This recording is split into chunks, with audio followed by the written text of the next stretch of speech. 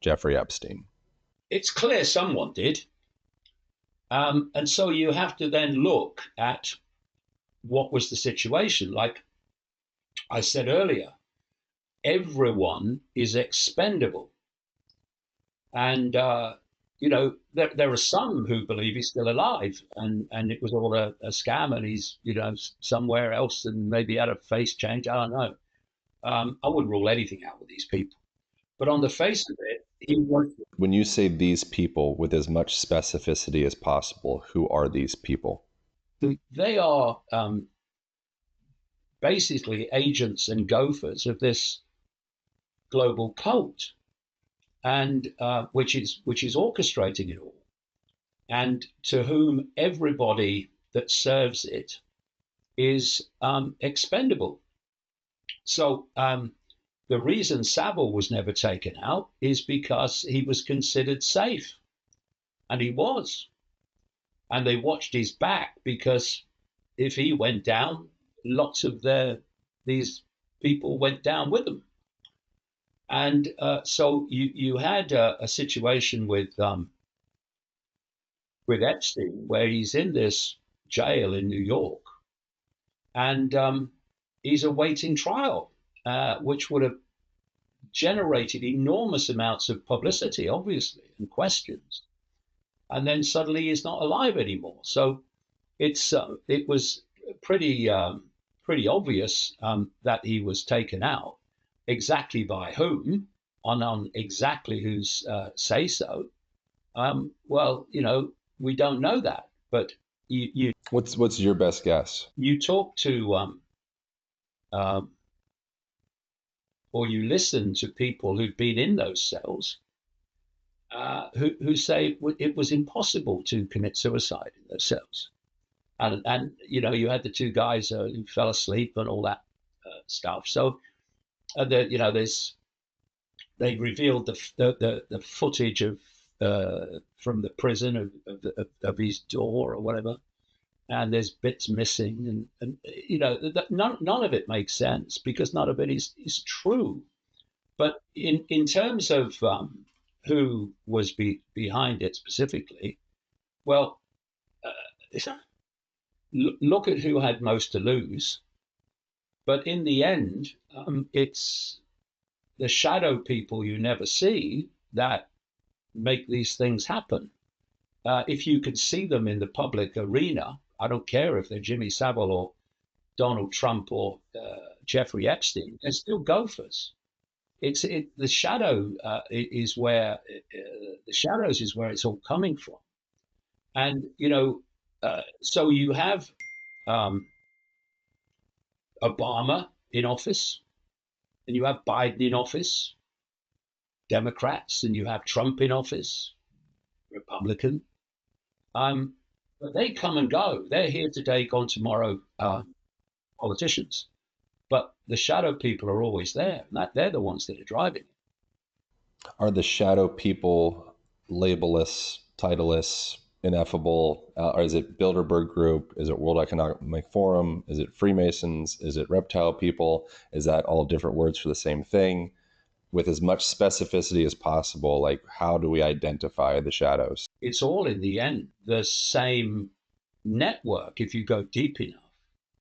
Uh, how I describe it, this global cult, is you can visualize it as a spider's web around the planet, and all these different strands in the web are either secret societies, semi-secret groups, by which I mean they they're known if you want to do the modicum of research, but you don't know what they do um, outside of the public eye. And others are in the web are public organizations, their governments, their financial operations, their banks, their corporations. And in the middle of the web is what I call the spider. And that spider ultimately is not even in this dimension, it's in another dimension, what people call the astral dimension. Um, these are the so-called gods of the ancient world. If you look around the ancient world, you find pantheons of gods everywhere, called under different names, but you don't do enough research and you realize they're talking about the same entities. And the strands in the web in this reality are the most, around the spider, are the most exclusive secret societies. And they won't often have names. It makes them very, very difficult to track. And as you come out from the spider, you then hit this part of the web, still in the hidden, where you see the secret societies we do know about. That's where you get the Freemasons. That's where you get the Knights Templar, the Knights of Malta, Opus Dei, the inner core of the Jesuit order, and so on. The Skull and Bones Society in America, outside Yale University, of which people like Father George Bush, president, and Boy George Bush, president, were initiates. And their job, the hidden part of the web, is to take this this agenda, which is coming from the spider, out into the wider world. And then you come to the point in the web that I call the cusp in the web. This is where the hidden part of the web meets the seen. And in that cusp, you have the World Economic Forum, formerly run by Klaus Schwab. You have the Bilderberg Group. You have the Council on Foreign Relations. You have the Trilateral Commission. You have the Club of Rome that was established in 1968 to use the environment and environmental concerns as a justification of the centralization of global power. That's where, and with other environmental groups, the whole global warming thing came from.